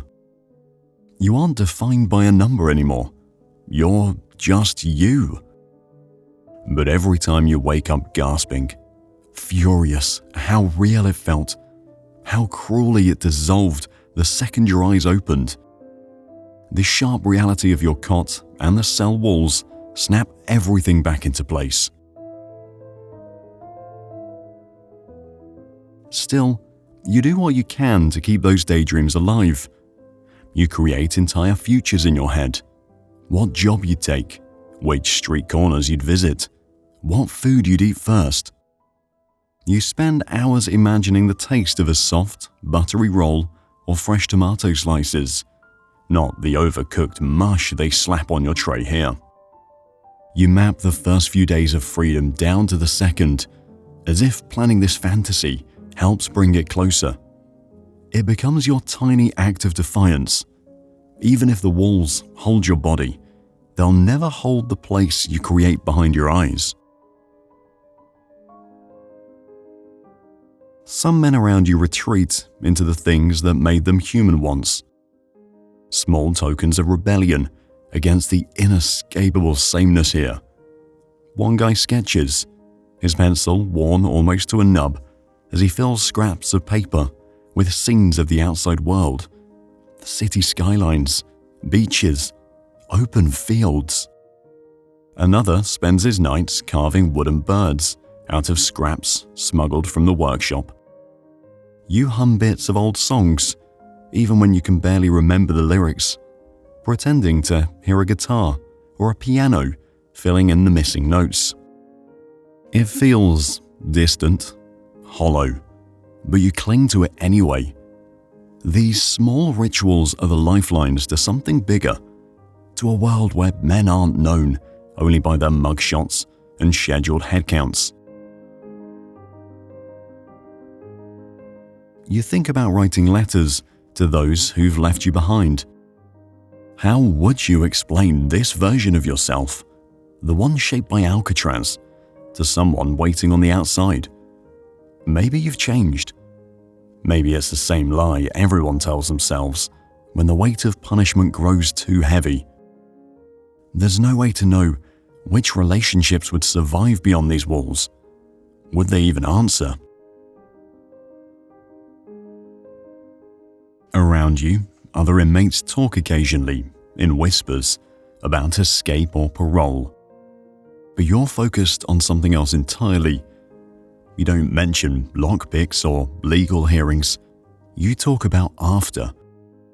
A word so dangerous on the rock, it rarely crosses anyone's lips. To say it aloud means opening yourself up to the kind of hope that hurts. It pulls back the scab, just enough to remind you how far away freedom really is. Close enough to see, but impossibly distant. In rare moments of good behavior, you might get access to Alcatraz's modest library. Some men check out novels, mysteries, or religious texts. But more than one man reaches for travel guides. Hawaii, Europe, the American West. Not because they think they'll go there, but because flipping through images of landscapes and landmarks they'll never touch lets them feel connected to a bigger world, a life untrapped, unfenced. Once, you overheard someone talking about a man who was freed after years on the island. He lasted a week on the outside, came right back. He said life beyond Alcatraz moved too fast. The island, with its rigid schedule and brutal predictability, made more sense to him. The story sticks with you because you don't want to believe it's true. You need to believe that freedom is worth the waiting, the suffering, the years lost here. That the hollow ache for the life you've dreamed of is worth carrying. But a seed of doubt takes root. If you ever made it out, if the gates opened, the chains unlocked, would you even know how to live again? You don't have the answer. You stop asking. Instead, you close your eyes and pick up where the dream left off, walking streets you may never see, pretending you know exactly where you're going. It starts with a buzz of confidence. Someone swipes a key off a distracted guard during work detail. Another man bribes a different guard, slipping him cigarettes or some other irresistible favor. The details trickle through the cells, quiet, coded, and impossible to confirm. The whispers carry the kind of optimism that's infectious but dangerous. Every man knows the risks, but for a brief moment, the thought of freedom makes them believe the impossible might just be possible. The plan feels airtight, until, suddenly, it isn't. You hear it before you see it. The wail of sirens slicing through the air. The kind of sound that makes your body go stiff. At first, you think it's an exercise, or one of the guards putting on a show of force. Then, the thundering of boots echoes down the corridors, sharp and chaotic. Whistles shriek, voices bark orders, and the energy in the prison shifts into something electric. Someone's missing. Someone couldn't wait. Someone tried. Sometimes you don't even get the full story. One version is whispered later, that they made it past the first gate, only to find the second sealed, guards already waiting. Another version claims they dove straight into the waters, hoping the frigid waves would sweep them away faster than the spotlights. But the tides here don't let men pass easily, and no one can say for sure if they drowned, sank, or were dragged back kicking and screaming. Escape always sounds romantic until you picture your own body swallowed by the icy bay, surrounded by nothing but darkness and failure. The guards don't hold back. The moment they realize the attempt, the rest of the block pays for it. Every door slams shut with a force that vibrates the walls. The lockdown immediate and absolute. Lights blaze through the cells, blinding, as guards storm in to search every corner. Prison mattresses are torn apart, loose tiles pulled up, and vents checked for any sign of tampering. It doesn't matter if you're innocent or miles from where it happened. On Alcatraz, one man's rebellion means punishment for them all. It's solidarity in reverse, every inmate forced to carry the crushing weight of another's rash decision. When it's your turn, they march you into line without a word. You're frisked roughly, hands yanking at your shirt, pulling out your pockets. The moment feels endless. Their silence is louder than the sirens. They're watching your face, looking for guilt, fear, anything they can pin to you. Even if they find nothing, you're already guilty by association. That's how it works here. Alcatraz isn't designed to forgive. That night, the entire block holds its breath. When the commotion finally settles, you hear them coming, boots dragging, creating an almost rhythmic scrape. It's the man who tried and failed. They're dragging him past the cells, body sagging, bruised so badly it's hard to tell if he's conscious. He's alive, barely. The air hangs heavy as every man watches in silence, heads pounding with the same unspoken question. What happens next? Arthur Doc Barker knew the end of that story all too well.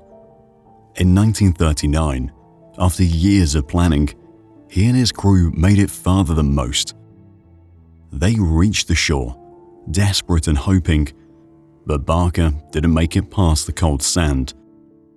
He was shot down by guards, the waves still licking at his feet as his body hit the ground. It's a story that lingers, one that keeps most men from trying their luck. From your cell, it feels like the lesson no one needs repeated. The rumors start quick that evening. Maybe it was a guard on their payroll who turned on them at the last second. Maybe someone inside tipped them off, hoping for an easier life. Or maybe he panicked, froze, slammed the wrong door behind him, and sealed his own fate. You'll never know the full truth. No one here ever does. What you do know is this: the attempt has crushed spirits across the block. The air feels different, thick with exhaustion and hopelessness.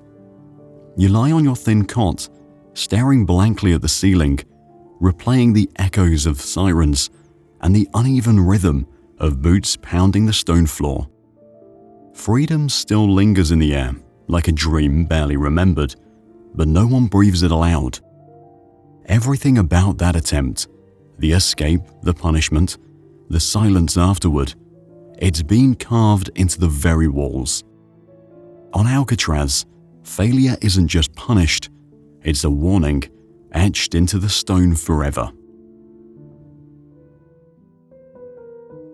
The guards don't speak. They don't need to. Their silence is heavier than any insult they could throw. Two of them grab you firmly under the arms. Another cuffs your wrists tightly behind your back. Before you can ask why, or if it'll matter, you're being marched past the familiar rows of cells, down the dim, cold corridors, farther than you've ever gone. The regular rhythms of the prison fade, swallowed behind you. Then it comes into view, the stairs leading below ground. No sound, no light, nothing but an empty descent. This is where they take you when you've gone too far. You've heard rumors about it. Everyone has.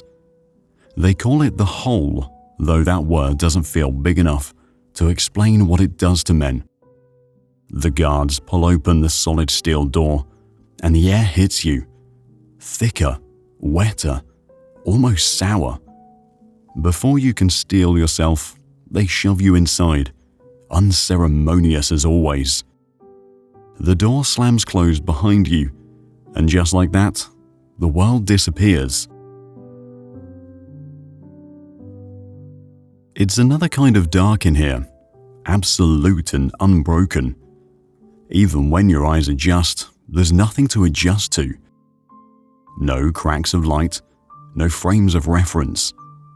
You reach out instinctively, finding only cold walls, slick with moisture. The floor under you feels like it hasn't dried in years, damp and sticky. The air reeks of mildew, but something else cuts through. Old sweat, fear maybe. You try to keep your balance, but the emptiness swallows every sense. There's no bed, no blanket, just you, the walls, and endless space in the dark void. The first few hours are manageable because your brain still runs on routine. You stand, you sit, you crouch. You calculate how long you've been there, using what you think were seconds. It's not long before everything starts blending together. The sound of water dripping from a pipe somewhere becomes your only anchor, though the intervals seem uneven, unreliable. You press your fingers to your ears, but the muffled silence of your own body becomes worse. The sound of your heartbeat in your skull grows louder. You feel your pulse everywhere, each thud dragging time slower and slower. They don't bother with daily comforts here. Meals, if they come, are pushed through a narrow slot. A crust of bread that feels stale before it touches your tongue. Water that tastes metallic, warm, like rust. Some days, the slot stays closed. They don't say why. You're left to wonder whether someone forgot, or if that's the point. There's no clock, no sun, no signal of the outside world, and soon, days blur into nights. You sleep, or maybe you pass out, on cold stone only when your body can't hold itself up anymore. You dream in fragments, waking without context, no clue if hours or minutes had gone by. Touch becomes your only ally. You trace the grooves in the walls, then your own skin, just to remind yourself you exist. And the rats. They're fast here. You only see them if the door opens briefly, a faint strip of light outlining their small, darting shapes. Otherwise, they're invisible, but not silent. You imagine catching sight of one. It feels like something to hope for. Some scream, hammering at the steel with fists until their hands bleed, begging for a guard to speak or even hit them. Anything to prove someone knows they're there. Others become eerily quiet, retreating into themselves, refusing to give the cell what it wants. You hold on for as long as you can, marking seconds until you're convinced they're hours, whispering to yourself just to hear the sound of another voice, even if it's your own. Strip cells, they call them. No mattress, no sink, no toilet, just a hole in the floor for waste. You've heard of men being held there for up to 19 days, stripped of everything, even their clothes. They say one inmate scratched marks onto the wall to track time. only to emerge blinking, unable to remember his own last name. And then, suddenly, the door opens. The light bursts in, ripping through you. It isn't relief. It's pain first, sharp and searing, like someone stabbed needles straight into your eyes. When you finally adjust, you see the guards standing there without expression. They pull you to your feet, lead you out, and say nothing. But as they bring you back up, guiltlessly shoving you into the brightness of the regular cells, something sinks in your gut. Part of you stayed behind in the darkness, but the other part knows whatever light exists out here still belongs to them. Some nights, when the guards stop their pacing and the murmur of voices dies out, the quiet is broken. It slips in through the cracks, forms a shape in the air, and moves low like the bay fog. Music. A harmonica blows a trembling riff, a deep voice hums a melody, and in the distance, someone coaxes a hesitant tune from an old weary piano. The sound doesn't fill the halls of D Block. Instead, it drifts lightly, like a memory refusing to fade, clinging to the walls, making its presence known. At first, it feels out of place. The cold stone, iron bars, and stale air seem like the last place for music. But when it settles, it echoes. It reaches into spaces men didn't think they'd feel again. It's not just unity, it's resistance. Something subtle yet unbreakable, stirring within the borders of Alcatraz. For inmates, the music isn't about hitting the right notes or staying perfectly in tune. It's not a performance. It's survival, a sound that acknowledges you're still in here. Your number may define you on paper, but the music reminds you you're still something more. Some of the prison's privileged inmates, those with good behavior records, those who play by the rules, are allowed to borrow instruments, battered guitars, harmonicas, the occasional set of piano keys tucked away in the chapel. They're loaned not as a reward, but as a tool. The guards understand the power of music. They allow it sparingly, knowing it can soothe tempers and keep men from sharpening that tension into something more dangerous.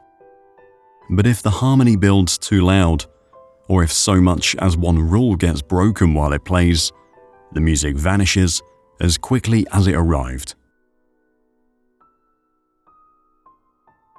One night, it's a harmonica plaintively singing Stormy Weather, the note shaky but deliberate, filled with the player's raw intent to make it heard. You press yourself closer to the wall, tuning your ear to the faintest vibrations, following the song through the stones. It's a song you barely remember, but now it cuts deeper than any sermon or stirring speech you've ever heard. Another man, with a voice rough like gravel, yet somehow full of soul, hums low lyrics that intertwine with the harmonica. Together, from separate cells, they craft their own rhythm, while another inmate taps a steady percussion with the back of a tin spoon against his bed frame. Alone, the sounds might falter. Together, they breathe life into the silence, connecting dozens of men through nothing more than vibrations in the air. You don't know their names. They're just numbers like you. But for a few minutes, those numbers don't matter. What does is the moment, the brief rebellion that makes its way past the bars and into the cracks where Alcatraz's grasp can't quite reach. Some of the guards listen too. They won't admit it, but you've seen them pause in the corridor, leaning just a little closer to that fragile harmony drifting through the emptiness. It wasn't all random either. Alcatraz had its own band once, the Rock Islanders.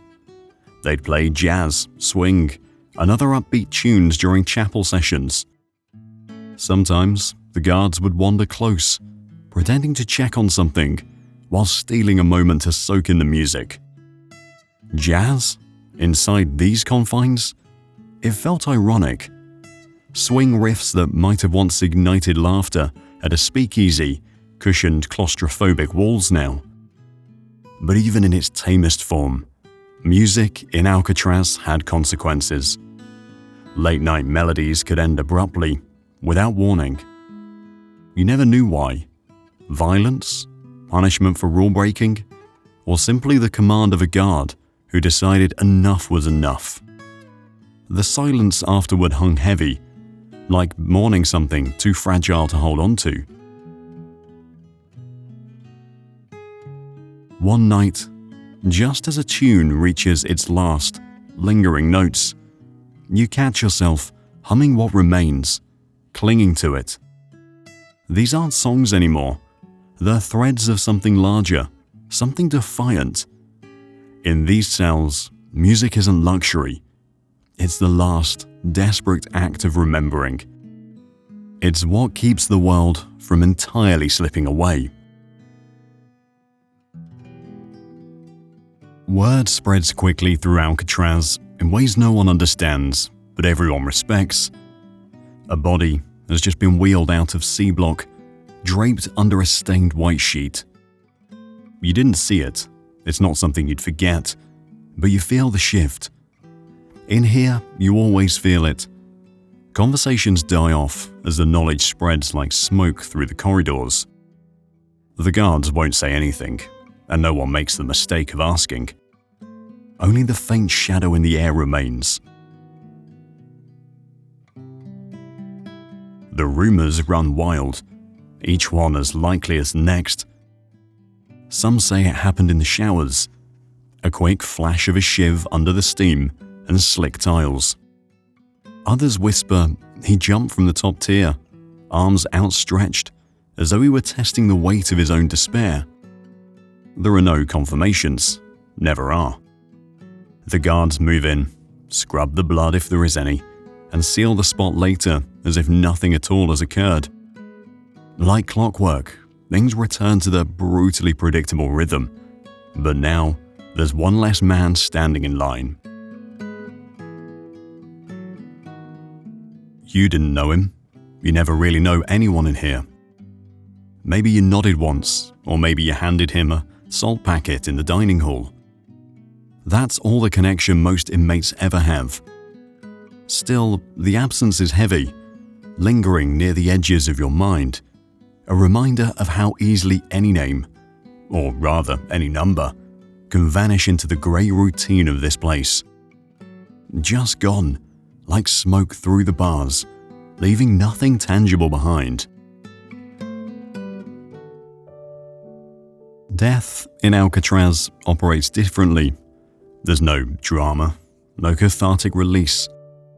When it happens, it's sterile and quiet. The body is processed mechanically, the details logged in some dry file destined to sit gathering dust in a back room. No rites, no visible mourning, just the number erased off the roster and the cell sealed up for inspection. For a while, it'll sit empty, as if waiting for the air to settle and the memory of its last occupant to fade. Then, inevitably, a new man will be moved in by guards who don't explain, and no one dares ask. Asking breaks unspoken rules and draws attention you don't want. What's worse are the deaths no one whispers about, the quiet ones. The men who simply stop, eating, speaking, standing. They don't fight, they just let something inside crumble until they've become as immovable as the walls closing them in. No blood, no commotion, just a life fading out so gradually it's like it never happened. Few even notice when it does. From 1934 to 1963, at least 15 violent deaths were logged officially inside the prison. 5 more inmates, as records show, chose to end their own lives. But the living deaths, the ones not written down in neat type, are harder to calculate. Endless hours of isolation, the mental pressure of life stripped down to routine and numbers. It took many more men, piece by piece, before their final breath. The chaplain walks by your cell, cradling a Bible in his hands, his steps heavy but without pause. He doesn't stop. He rarely does. Not here, not for you, and not now. The guards walk slower than usual, keeping their eyes down to avoid unnecessary contact. By nightfall, no one speaks. Even the habitual jokers in the block can't bring themselves to fill the space with noise. It's a silence you felt only once before. Deep, unshakable, almost suffocating. Alcatraz doesn't treat death as an end. It's more of a continuation, just another transfer deeper into the void. Tonight, lying still on your cold, flat cot, you wonder for the first time if anyone, out there or in here, would bother to notice if your number disappeared tomorrow. The thoughts refuse to leave, dwelling in the quiet, mingling with the echoes of a cart's wheels that still seem to rattle faintly in your memory. The first thing they don't tell you when you arrive at Alcatraz is the most important thing you'll ever learn. Trust is a liability. It's not just something you lose, it's something that will get you killed. Every interaction here hides layers, a constant dance of survival disguised as routine. That man who passes you an extra slice of bread at breakfast, out of nowhere. He might be preparing to tell the guards you're hoarding contraband, all for some slight favor in return. Or worse, maybe his kindness is just a trap, masking much darker intentions. The truth here is simpler. Nothing comes without strings, and the moment you forget that, you're finished. It's not just the inmates you need to watch. The guards feed this paranoia, fanning it in subtle, methodical ways. They'll accidentally leave a cell unlocked to see who takes the bait. They'll give small rewards to one inmate, a pack of cigarettes, a slightly softer mattress, to see if he'll turn over someone else for an infraction, real or imagined.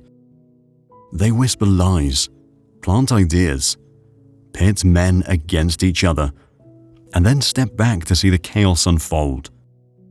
They don't merely enforce order, they engineer distrust, lock by lock. When survival depends on outsmarting the rules, paranoia becomes your shadow. It doesn't take long before you stop speaking unless spoken to. You carry your tray without meeting any eyes. Silence becomes your shield, and even then it's not enough. Down the block, there's a man who had what could pass for a friend here. They worked the same detail, shared what could loosely be called conversations.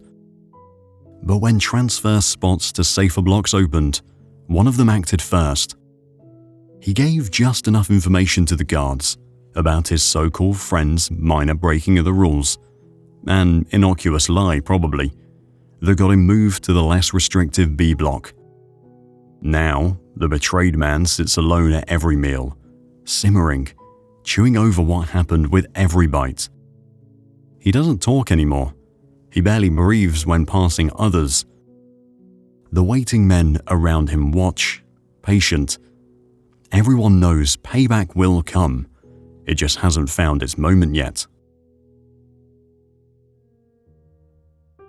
Some of the most violent flare-ups in the history of Alcatraz didn't come down to facts or evidence. They started with whispers. A comment muttered just loudly enough. A suspicious movement caught out of the corner of someone's eye. Small things that spiraled. Here, Accusations stick before innocence can slip free. Belief is deadly as proof. It doesn't matter whether it's your word against theirs, because words here are cheap. Everyone is selling something. Eventually, you start to notice things differently. A moment's hesitation before someone speaks. A slight shift in how they stand next to you. A few seconds too long, staring at nothing. Reading body language turns into instinct, something you rely on more than the spoken word. And even then, you're not always right. There will always be a part of you dissecting everyone else's actions. Every touch is suspect. Every favor is scrutinized. It's a skill as much as it's a sickness. The worst part isn't that you stop trusting others. It's that you stop trusting yourself. You second-guess every decision, every alliance, every moment of perceived safety. You strip yourself down to the basic instincts of survival, and in that process, you don't just lose who you are, you willingly discard what you could have been. Because here, on Alcatraz, survival isn't about strength or intelligence. It's about understanding the one universal truth. No one, not a single soul, is really on your side. You're scrubbing the corner of your cell, trying to work out the mildew that seems baked into every crack. It's muscle memory by now. Kneeling, scrubbing, staring at the wall to avoid being anywhere else. But today, your hand catches on something faint, something carved into the surface. At first, you think it's just a scratch from a frustrated fist, some meaningless act of defiance. Then, you squint at the rough edges. It's a name, or maybe just an initial, with a date long past. Below it, a phrase lingers, still here. The letters are worn, nearly lost to time, but that only makes them hit harder. Someone was here, crouched in this exact space, and needed to say something, even if they thought no one else would ever read it. Your mind starts spinning. Who left it? Did they survive? Did they escape or die in this cold box? You try to picture their face, not the kind of brutal mask most men learn to wear here, but the real face, the one they likely only showed to an empty cell. The words stay with you, pressing into your thoughts long after you've put the brush down. From then on, you start noticing other carvings, pieces of stories scattered across the prison. In the mess hall, initials gouged into the edges of the tables. In the laundry block, a crude drawing scratched high up on a beam, visible only if you look for it. Out in the yard, there's a mark so faint it might just be erosion, but you swear it's deliberate. A tally or a set of lines, forming a symbol you don't recognize. It feels as if the place is alive with ghosts, men who found ways to speak when no one wanted to listen. You hear about someone who managed to etch an entire poem behind the cover of a light switch in his cell. By the time the guards reported it, the poet was long gone, transferred or maybe dead, but the words stayed behind for the next unlucky tenant to find. Another inmate once scratched an entire chessboard into the underside of his bunk, improvising game pieces out of crumpled bits of paper or pebbles he snuck in from the yard. These aren't just marks, they're proof. Desperation turned into legacy. No matter how much Alcatraz tries to erase its inmates, some part of them stayed behind. You decide you need your own mark. Something small, something only you'd know to look for.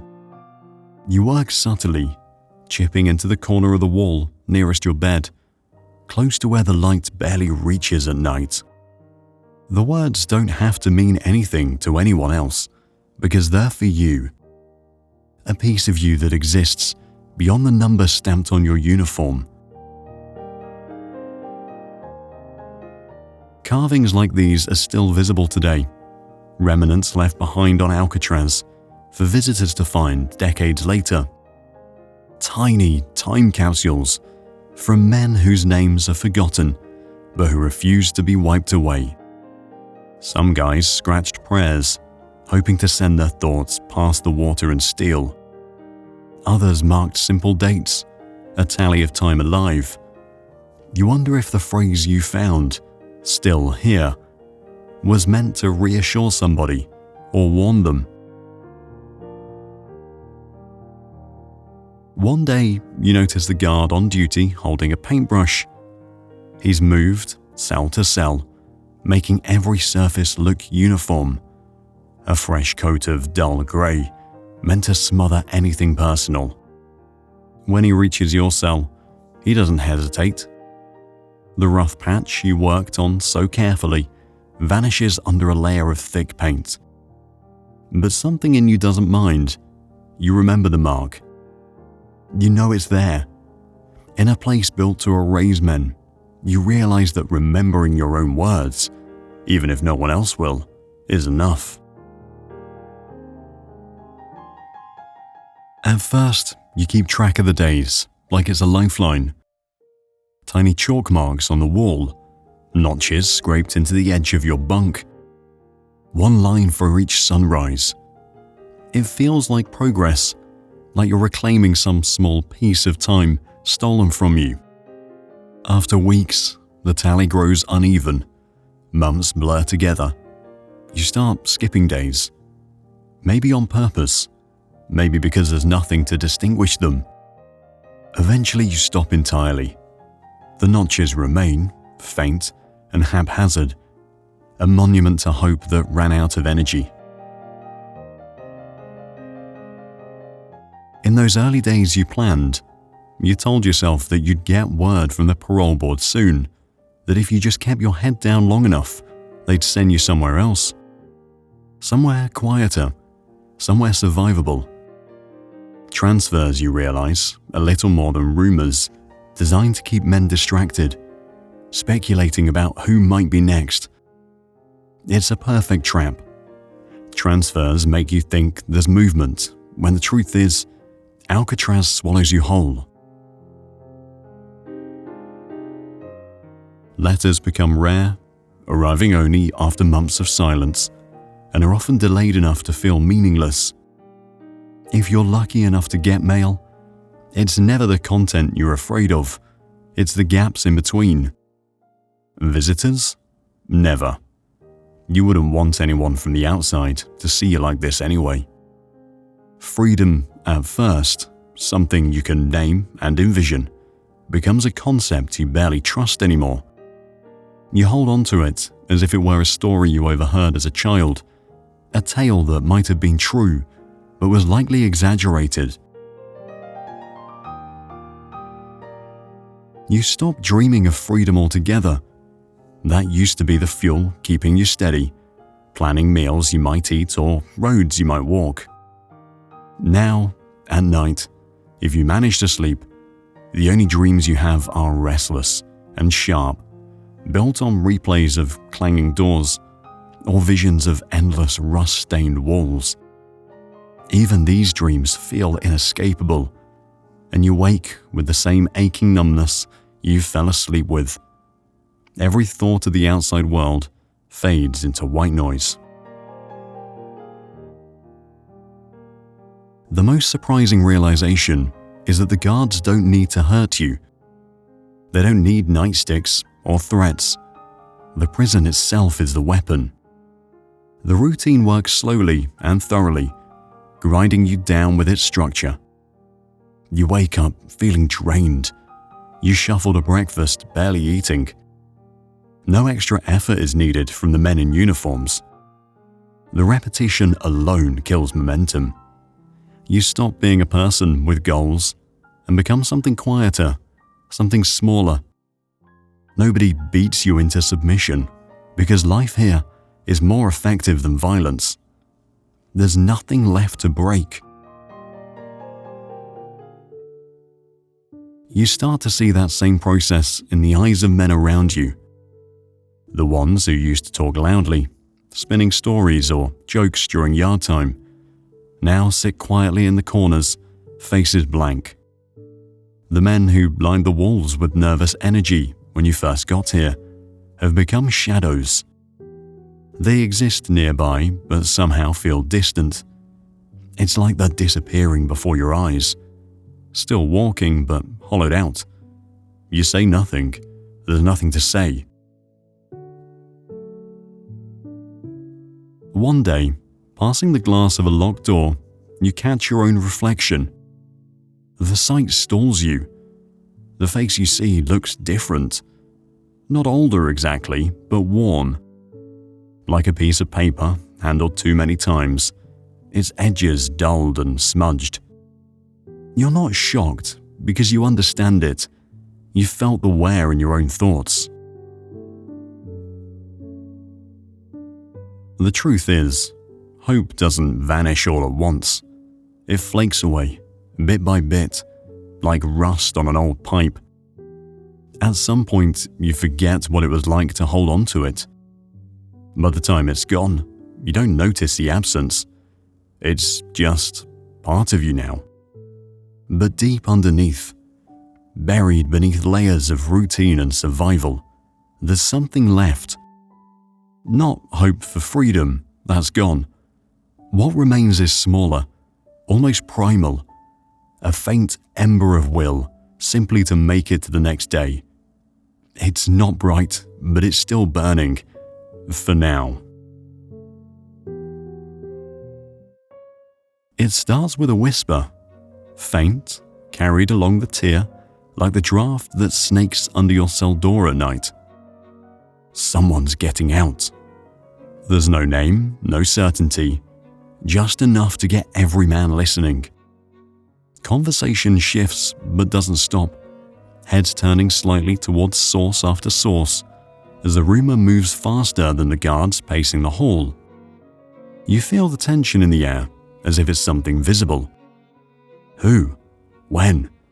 Could it be you? Or worse, could it be someone else? You check the bulletin board in the main corridor, the one where updates are supposed to appear. Blank. No new announcements. But then you spot something unusual. The guards walking slower, speaking quieter.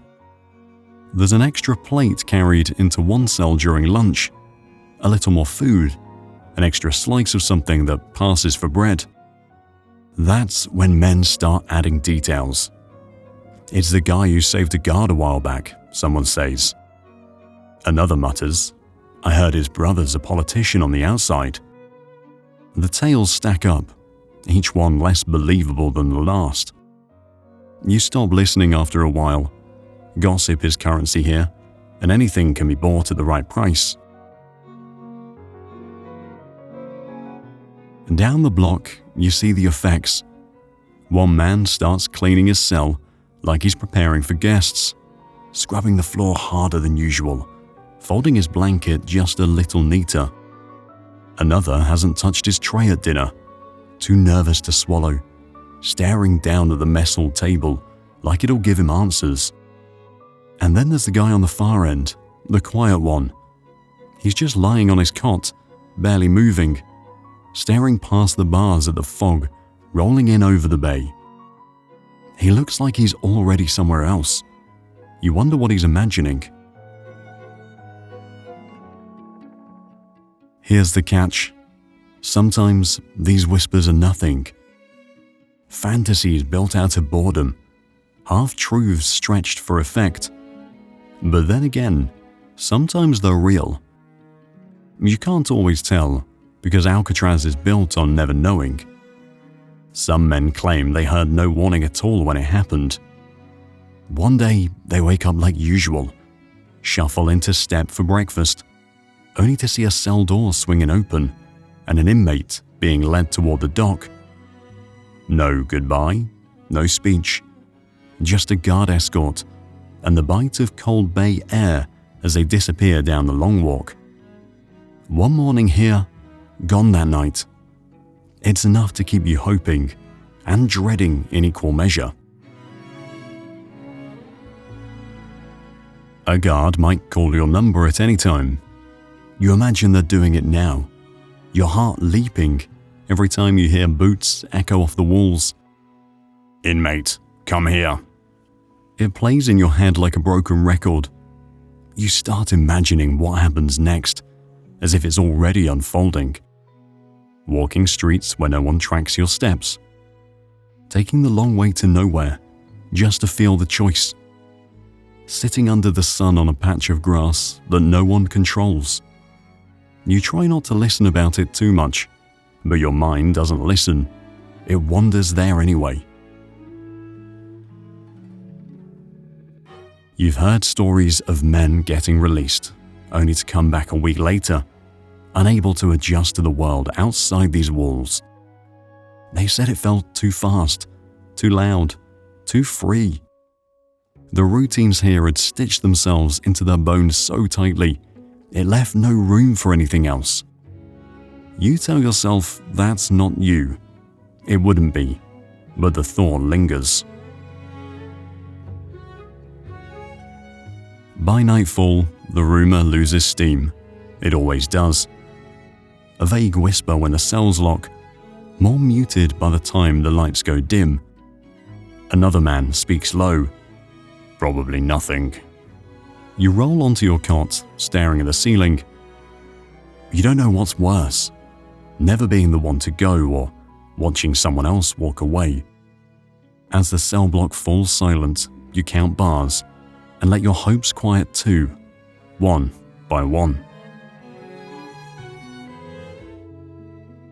The sound of the lock turning isn't loud, but it hits you harder than any siren ever could. The door opens before the first light of day, and there's no shouting, no barking commands. Just the steady clicking of a pen on a clipboard, and a guard standing there, saying two words you've rehearsed in your head, but never thought you'd hear. "Let's go." For a second you don't move. Your body freezes, as though it's unsure how to respond. Is this real? How many mornings have you woken, dreaming about something like this, only to snap back to the clanging footsteps of a guard making rounds? But this time, the cold air creeping into the room feels different. It grounds you. The guard shifts his weight, impatient. "Hurry up," he says, and you remember this isn't a celebration. It's just another procedure, as matter of fact as count checks and chow lines. You stand and look at what little you have, gathering the pieces that feel closest to real. A frayed toothbrush, a Bible with worn corners, and pages that feel softer than skin from all the times you've traced them. Tucked inside, a photo has been folded and unfolded so many times, the creases threaten to erase the faces. You hold on to it anyway. The guard doesn't wait for you to linger. You take what you can hold and nothing more. Walking the same halls you've traced every day for years feels eerie now. The same path, the same walls closing in on the same uneven steps. Yet today, the weight is different. Lighter, heavier, both at once pressing and lifting with every breath you take. You try not to glance side to side, not to look too closely through the bars as you pass them. The men inside stay still, silent. Most make no move to acknowledge you, eyes fixed on their own hands, their own meals, their own thoughts. It's not even hatred or envy that makes them avoid you. It's fear. Fear that watching you step closer to freedom might dismantle something fragile they've built for themselves. If they don't see it, they don't have to question whether it's real. Your first breath outside doesn't feel as fresh as you imagined it might. It feels sharp, raw, tinged with bay air, and a chill that cuts through your skin. The dock stretches ahead, cold and uneven under your steps. You hear the water lapping against the ferry, and for some reason, the sound feels louder than it ever has during the yard's quiet moments. Every creak of the boat echoes, a reminder that the ground beneath you is about to shift. Here's the thing they don't prepare you for. Until you step off the island, freedom isn't real. You're still wearing the prison clothes, still feeling their weight on your shoulders, the fabric stiff and faded. Walking to the edge of the ferry platform, you realize prisoners released from Alcatraz aren't handed fresh clothes, not until they reach the other side. It's the final reminder. This place owns you until your very last step across the threshold. As the ferry engine coughs to life, the boat shifts beneath you. You sit on one of the worn benches, gripping the edge as the wind cuts across the water. The island looks smaller now, receding with every moment, transforming into something less like reality and more like a bad dream. You glance back only once. From a distance, the sheer cliffs and towering walls seem peaceful, almost quiet. But you know better than anyone that Alcatraz never really sleeps. The boat bucks against a small wave, and for the first time in years, you feel something unfamiliar settle into your chest. Freedom, at least in theory, surrounds you now. Legally, you're done. Technically, you're free. But the wind in your hair and the open water stretching ahead don't erase what's been carved into you all these years. As the island shrinks into the fog behind you, a hollow thought grows louder. Without the number pinned to your soul, who are you now? You step off the boat and the world greets you, with more brightness and noise than you remember. The air smells different, fresher but sharper, almost overwhelming. You're not sure if it's the city across the bay being louder than it used to be, or if you've simply forgotten how chaotic the world feels when it's not made up of steel bars and stone walls. Everything has changed. The boats in the distance seem sleeker than you recall, their silhouettes skimming across the water like insects.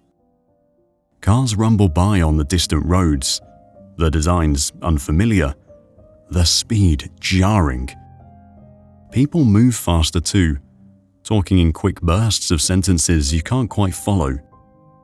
You've returned to a world where time seems to move quicker than it did on Alcatraz, but it doesn't feel like yours anymore.